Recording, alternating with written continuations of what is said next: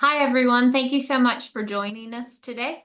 We're happy to have you here. And so my name is Katie. I'm here largely in charge of technical assistance to brownfields provider. That's the hat that we wear for EPA Region 3 outside of West Virginia. But of course, we provide all that assistance and always hold that near and dear for West Virginia because we are based here as the West Virginia Brownfields Assistance Center.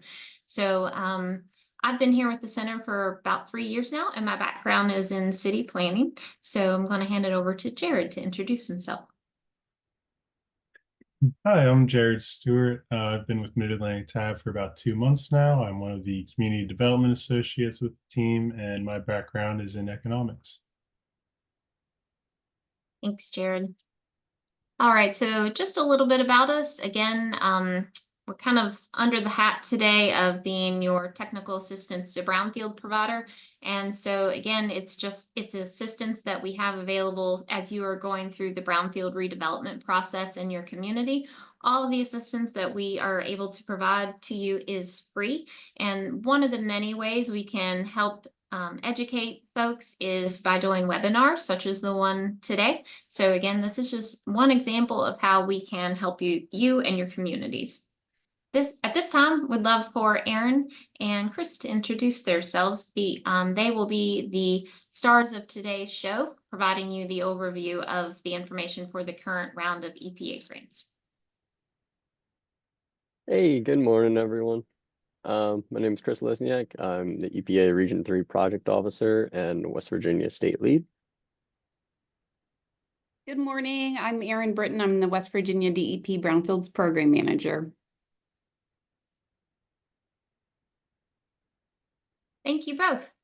All right, so one of the first things we want to let you know about is today's webinar is kind of intended to be a part 2, with part 1 having been held in August. And that webinar is available. You can click on it with the link that you're going to be provided with a copy of today's slideshow and a recording of today's webinar when this wraps up. And so we encourage you to click on the link if you didn't get the chance to watch this webinar, or if you could use a refresher. And that webinar is geared to a lot of the basic information about the grants, the type of grants, what you can do with them, and how to help prepare you for success. Whereas today's webinar is geared to diving in to help let you know what the changes are from last year to this year. And also it's going to give you a focus with what the requirements are from the West Virginia DEP, so you can get ready for that. So again, we're not going to do the deeper dive into, again, what the contents are and your eligible activities for those grants, because you can go back and watch that, and we definitely encourage you to do so. So instead, we hope you take this opportunity to hear what Chris and Aaron have to say, and please ask any questions. You'll have the opportunity. We've incorporated a couple of pauses throughout the webinar, but also feel free, as Becca said, to enter them into the chat, and we'd be happy to answer that for you. Just a brief overview of what you're going to hear about today. Again, that's an overview of the grants and who is eligible to apply for them, information on sam.gov and the actual threshold criteria, changes to the grants up for this year's round of applications, grant package, some of the content that you can expect to find in there and how to prepare for that, key information, and then just some information about how we can help and how to contact us. At this time, I'm going to turn it over to Chris.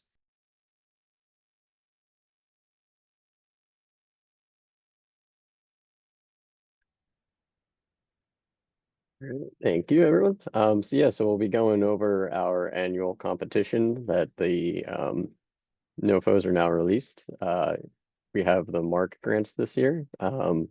So every year we kind of change between offering multi-purpose and revolving loan fund. This year we'll have assessment revolving loan fund and cleanup grants available. And then next year we expect to have multi-purpose, and it was offered last year, so those kind of switch every year. Next slide, please. So this is kind of the timeline that we're looking at right now. The NOFOs are released on grants.gov. They are all due November 14th. That's a hard deadline, so please get those in as soon as possible. And during December, January, we'll have our threshold eligibility review. We'll go into those details later in the slides. February through March, we start doing our more in-depth review of the ranking evaluation. Those are for those who passed the threshold eligibility review. In April, we'll have the selection, and in May, you'll be notified if you were selected.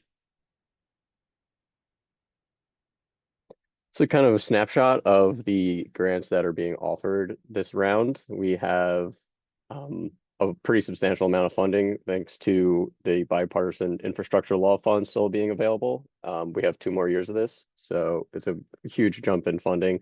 We have 217 estimated awards to be made, and over $232 million in total funding available.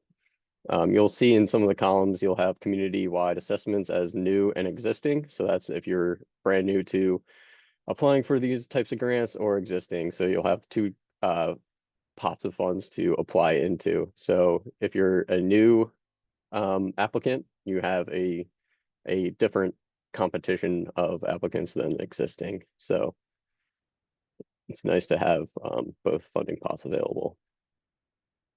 Next slide, please. Eligibility for all grants.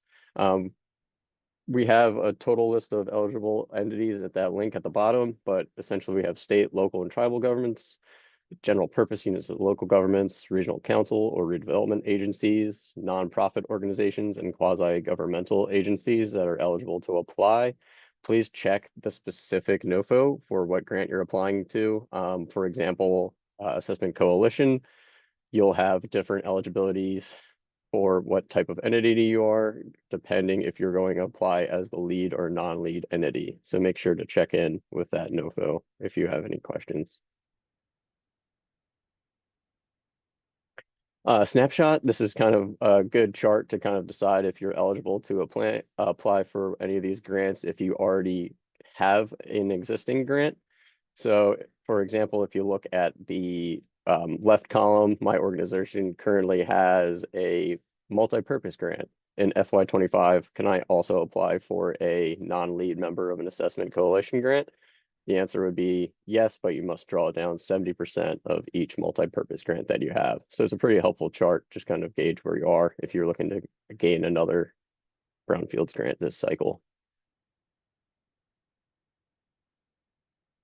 Also, if you're thinking of applying for multiple applications, we have this chart. So for the left column, for example, I'm applying for a assessment coalition grant as the lead entity.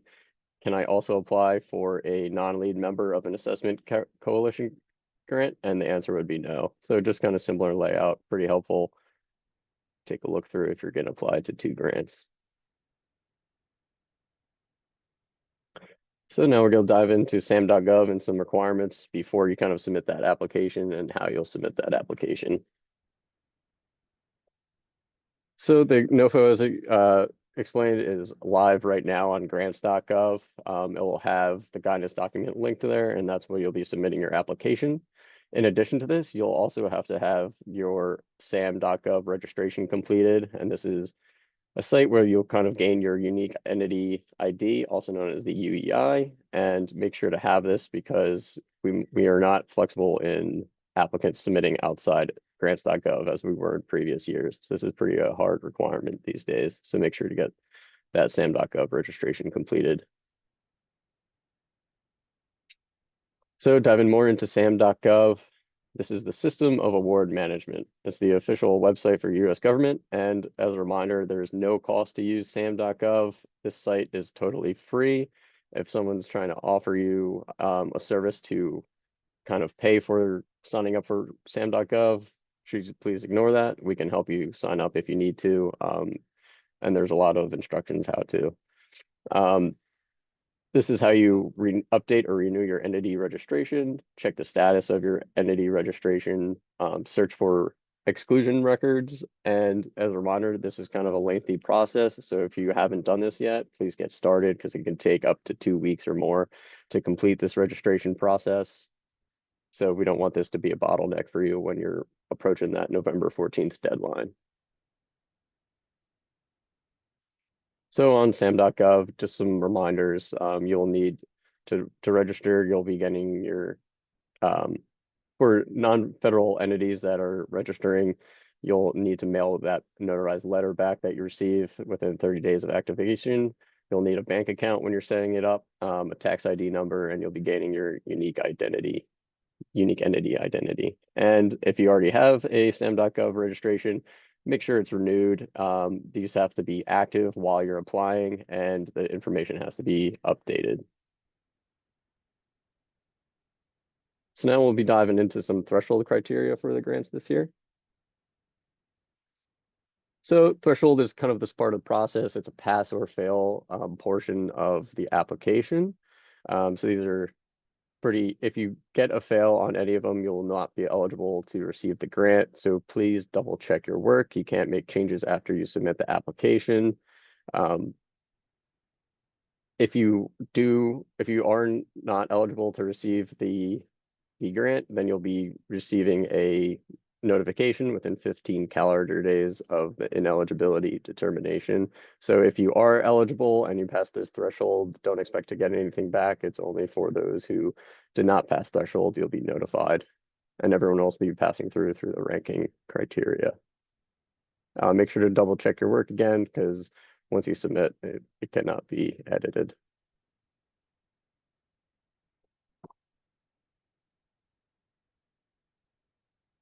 Diving into specifics of threshold criteria. So for assessment grants, you'll need a current letter from the environmental state agency, West Virginia DEP in this case, acknowledging that the applicant plans to conduct an assessment. If you've applied for multiple years, make sure that you're getting a new letter from the state environmental protection, because it has to have this cycle's years listed on it. So make sure you're updating those state letters every time you apply for these grants. And if you're applying for multiple types of grants, only one letter is required. However, a copy of the state agency letter must be attached with each of your applications. Diving into cleanup grants, site characterization requirements. There must be shown that a sufficient characterization of the site has been made. So this would be gaining a phase 2 completed or equivalent, and that determination from the West Virginia DEP that sufficient characterization was met. Also going into cleanup grant ownership eligibility. You must have done your due diligence before acquiring the property through conducting all appropriate inquiries and a phase 1 environmental site assessment. The phase 1 must not be more than 180 days before the property transfer, and it must be conducted within compliance with the all appropriate inquiries final rule and ASTM standard to meet the circular liability protections.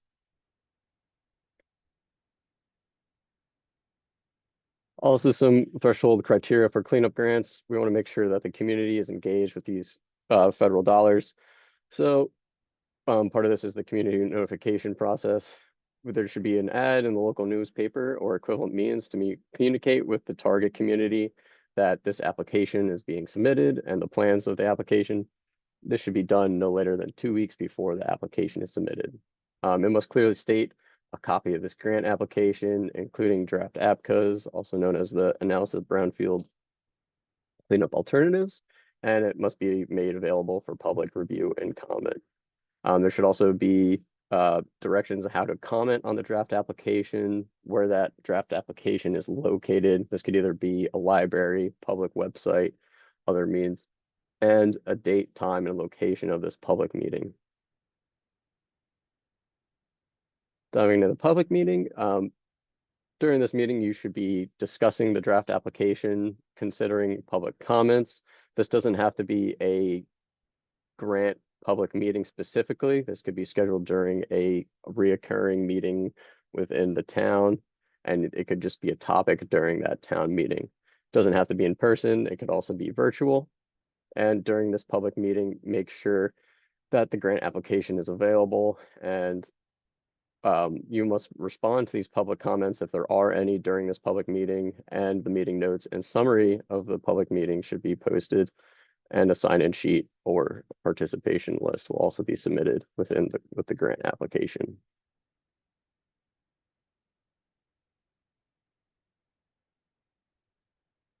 So Mid-Atlantic Tab created some really helpful supplementary documents to kind of meeting this threshold criteria. There's a lot of items that the EPA material might be more confusing, so they developed these really nice handouts. So please take a look at those at their website. And there's also one for assessment grants. So this is kind of going over the applicant eligibility, the community involvement process, contractors and subrecipients, and expenditure of previous grant funds. So now we'll be going over some highlights of the changes to the assessment revolving loan fund and cleanup grants for this cycle.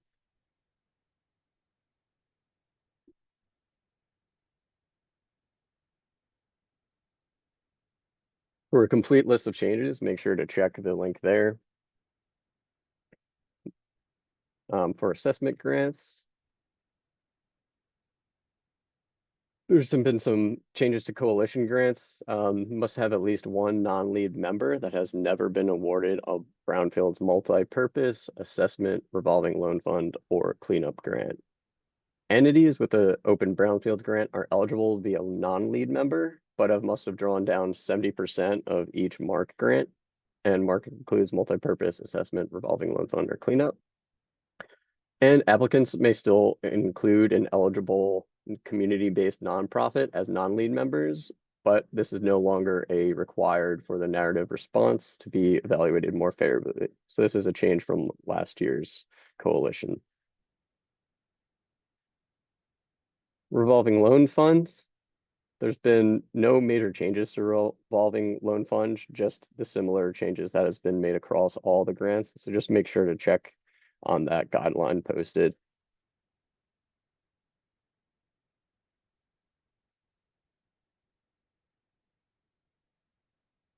And cleanup grants.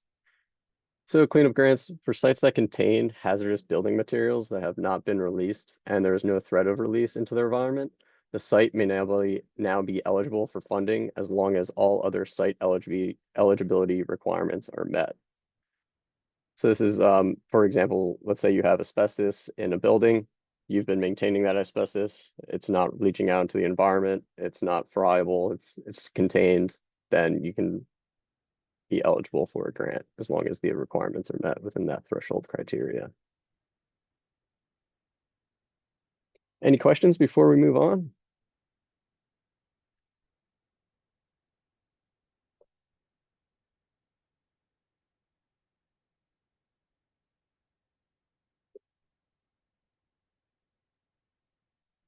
Right.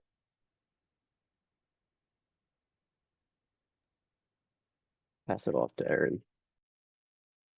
Awesome. Thank you, Chris. Well, if you have any questions, feel free to put those in the chat anytime, and we will get to those after we finish the slides. All right, so what should you be including with your grant application package? So first, I'm going to review the narrative information sheet, and you'll notice the yield signs with exclamation points. The narrative information sheet should be no longer than 3 pages. Again, single spaced, 12-point font, and the usual Times New Roman, Arial, Calibri. I think that's how you say the 3 acceptable fonts as well. And so you'll want to include your applicant identification, including your name and your full address. And then if your organization has a website, include that URL within your narrative information sheet as well. And then you will, regarding the grant, you will want to include the grant type name. So the full Brownfields Community-Wide Assessment Grant or Cleanup Grant or RLF, you'll want to type all of that out and then include the amount of funding that you are requesting in your grant application. And then include the location of your target area or priority sites, and include the address for those locations, as well as the project director contacts and chief executive address and phone number as well. And then include the population of your jurisdiction or the target areas within your grant application. And then there's an area called the other factors checklist, and that is in the guidelines for each type of grant that you may be applying for. And you'll want to basically copy and paste each of those other factors into your narrative information sheet, and then mark what does apply and what doesn't apply to your grant application. And then definitely include your letter from the state agency, which is the West Virginia DEP. And I will go into that a little bit later on. And then there's a section that you need to include in your information sheet regarding whether you will allow for the release of your application on EPA's website. Next. All right, and moving on to the narrative, and this is obviously the bulk of your application. So make sure you see those exclamation yield signs again. Make sure you know that the page limit for your cleanup or assessment grant application is 10 pages, no more, because anything on that 11th page will not be reviewed. So don't waste your time, basically. So make sure you stay within the page limits. And then your RLF grant application does allow for 2 more pages, so up to 12 pages. And again, single spaced and the usual fonts, Times New Roman, Arial, or Calibri, and 12-point font on those as well. So the narrative includes the responses to the ranking criteria. And again, all of this is outlined within the guidelines. I know whenever we are applying for grants, we read through those guidelines again and again and again, and make sure that we are responding to each of the ranking criteria to the fullest within the page limits that we can. So make sure you provide sufficient detail to answer all of those questions. And then definitely include the section heading, so project description and the plan for revitalization or your reuse strategy, community need and community engagement, so your community partners, and specifically what areas your community partners are going to help with, and in terms of engagement, to pull as much of the public feedback in as you can. Your task descriptions, so your outputs and outcomes, as well as your cost estimates for your tasks, and measuring progress. And then programmatic capability, this is where you'll say if you have had federal grants in the past or currently have one, and past performance as well. So you definitely want to include your accomplishments. Hopefully you have some, and definitely include that in that section. And then you'll also have what's called threshold criteria. You'll have responses to those, and those other factors that I had covered as well. And there's about, well, I would say 8 or 10 other factors that you need to include, like I said, and check off what is applicable. All right, and a note there at the bottom, EPA will only evaluate the information that they requested with the guidelines and required in the NOFO. So, you know, I know, and I want to do the same thing. I want to include tons of extra pages and support letters and things like that, maps, and, you know, just a whole book report basically, to show why, we really want and deserve this grant. But like I said, anything extra that you want to include, EPA will not review that. So basically, like I said, don't waste your time. I know it's hard to do, but even if you receive support letters, the only one that you need is the one from your state environmental agency, which is West Virginia DEP. All right. And like I said, the letter from the State Environmental Authority. There are 2 kind of sections here. And this is specific to cleanup grants, if your site is eligible for the Voluntary Remediation Program, or VRP for short, and if it's not eligible for VRP. And really the only sites that would not be eligible for the VRP would be if you're requesting cleanup grant funding for asbestos abatement, for example.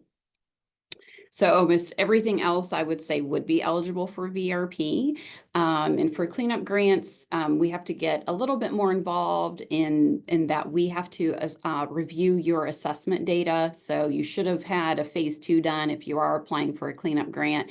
So when you submit your request to DEP for that letter from the Environmental Authority, then we also like to see your phase 2 data, and you can share your phase 2 with us, or you can share the data that you have available so that we can see, okay, do we think this is eligible for VRP? Like I said, almost everything would be except for asbestos. But we also have to affirm, and this is EPA required, and you can read that in the guidelines for cleanup grant applications. DEP has to also affirm that the site has a sufficient level of site characterization in order to begin the remediation with this cleanup grant if it's awarded to you, or that site's characterization will be up to that level for remediation to begin by next June 15th of 2025. And it's all very specific language that we need to include in the Environmental Authority letter. So for sites that are not eligible for the VRP, again, this is probably only for asbestos sites or building materials. So you have to have an environmental professional certified that a sufficient level of site characterization has been performed in order to begin remediation.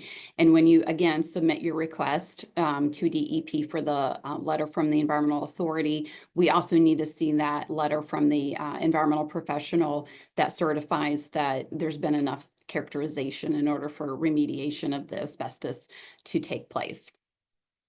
And then we are requesting, if you do need that letter, I know I've received a few already, but if you do need your letter from the Environmental Authority for your grant application package, then we would like to see your request form submitted by November 1st. So you still have about 3 weeks or so to get that in, so that we just have enough time to review the site data and get your letter to you well before the deadline of November 14th to get your grant application in. Next. All right, so regardless of type of grant application, whether it's assessment, RLF, or cleanup, the letter from the West Virginia DEP, the State Environmental Authority, has to be attached to all of your applications. So whether it's a cleanup grant that's going into VRP or not going into VRP, or if it's a coalition assessment grant or community-wide assessment grant, all of those need a letter from the West Virginia DEP. And we have had some sites get tripped up by that in years past. So we really, the letters aren't long, and if you need it same day, I will certainly drop everything and get that for you. So just don't forget to email me, email our general email address there that's on the right.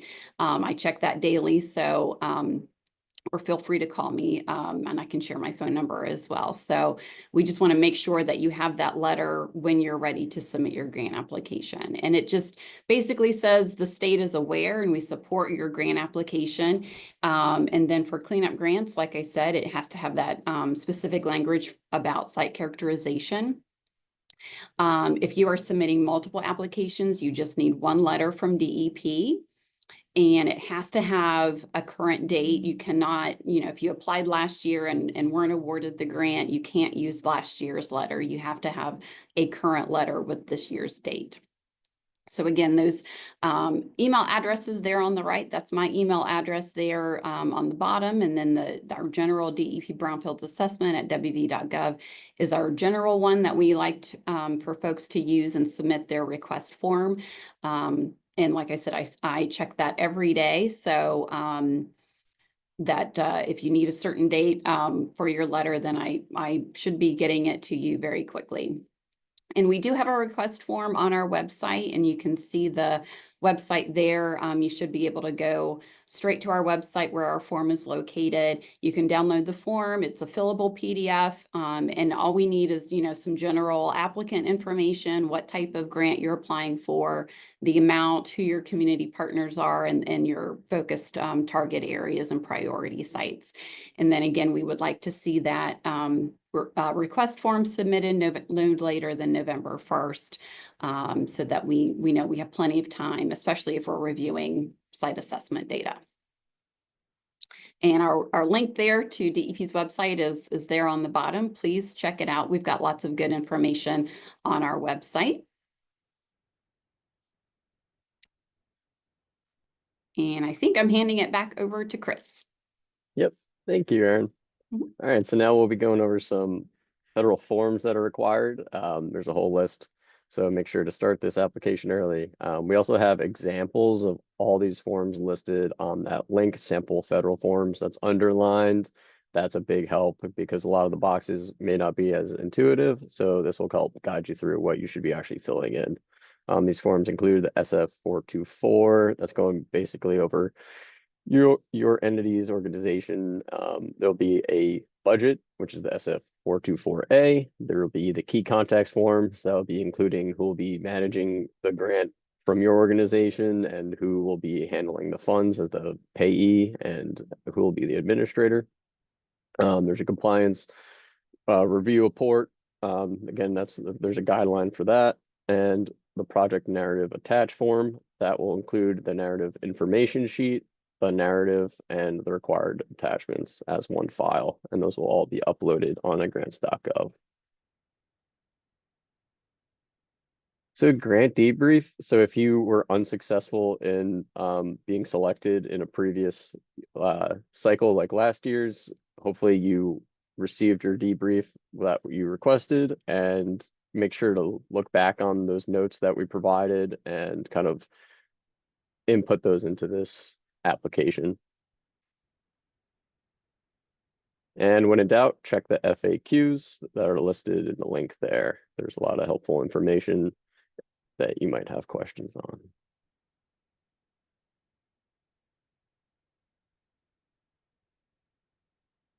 Any other questions? I know I speak fast, so any questions at all, please reach out.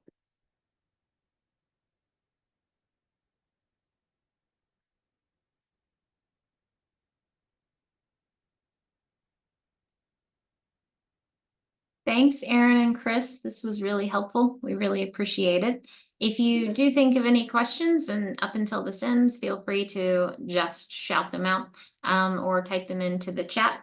And I know Becca's going to get ready to run a poll for us because we have a grant and we need to meet our metrics, and we appreciate your help in doing so. Yes, so I'll just get that up and going and then let Katie get into her part about some of our resources. So that poll should have just popped up on your screen if you've got the latest version of Zoom.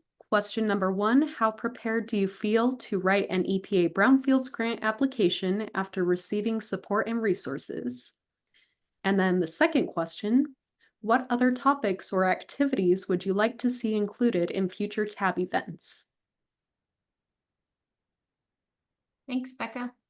So we just want to remind you how we can be of help. You've heard from Erin and Chris, and we're, as a team, collectively prepared to help you. We work together well and often. So again, we, throughout the year, have various ways that we can assist your community as you're starting to, whether you're starting at the brownfield redevelopment process or you're middle of the way, or, you've moved along and now you want to redevelop. But at this particular time of year, we are available to help you with grant writing. We cannot write your grant for you, but we can provide assistance as you're trying to work through some best strategies for sections, and we can also provide grant review. So feel free to reach out to us. On this screen, it lists dates that we definitely want you to keep in mind. Our date lines up with the DEP's date. So if you would like us to review your application, just feel free to email it to us before November 1st. That will ensure we have enough time to review it in a thorough way and turn it back over to you, and so you can incorporate any comments or feedback. So again, that date is the same as the time to submit your request for a letter to Aaron with the DEP. And then, of course, the big deadline is November 14th. Please do not look to submit that application at 11 p.m. on the 13th. Well, I'm sorry, on the day of. That would not be good. And also just remember what we said, that you've got to be working through if you have any final or outstanding issues with SAM.gov. Please do not wait to do that at the same time you're looking to submit that application. You can't do that. You've got to work on that, now, so that you could have some time to address anything if that's the case. So I know a lot of us, myself included, sometimes I say I do my best work at the last minute, but not now, please, not now. And then reminders for how you can stay in touch with Aaron and Chris. Chris is a bit limited right now since the actual grant application window is open, so he's a bit limited in the type of feedback he can give you now, but I know he is available and would certainly let you know how he can help. But any other time of year, please reach out. He's a great resource here for the state of West Virginia as our project officer, and of course Aaron and the DEP. I know we've got a couple on the call. They are a great bunch of resources, so please feel free to reach out to them. And also just information for how you can reach out to us as well. Email, you can just click on a link. You have access to a couple of our calendars if you want to set up a time to have a meeting. There are no silly questions. Please feel free to reach out, and we would love to chat with you. So that's all we have for you. But Aaron and Chris, I wanted to see if you had anything else you wanted to add. I saw one question came in regarding explaining a bit more about the VRP, which I would be happy to do. So for almost all of our cleanup grant applications, if the site is awarded cleanup grant funding, then we naturally would like to see that site enter into the voluntary program, so that you are using that funding for cleanup, and that EPA can see that the site received closure through a state program. So which all of your VRP application fees and state fees that throughout the oversight process that DEP has through VRP oversight, all of those fees can be funded through the cleanup grant. So the first step in the VRP is to submit an application to get into VRP. Typically, you usually know because of the cleanup grant a little bit more about the site anyways, so we would definitely be aware that the application would be coming in. And then it's a very prescriptive process from site assessment through risk assessment. If you need to do an actual remedy, which if you have a cleanup grant, you usually will need to be doing some sort of remedy at your site.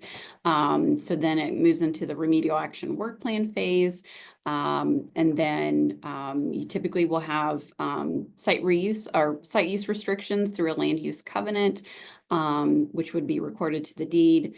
And then once that is recorded and put into a final report, then the DEP would issue a certificate of completion. And that's the closure letter at the end of the project, and definitely something that EPA would like to see as well. So in a very quick nutshell, that's an overview of VRP. I'd be happy to talk through more about the program afterward. Feel free to call if anyone has specific questions. I'd be happy to run through that with you.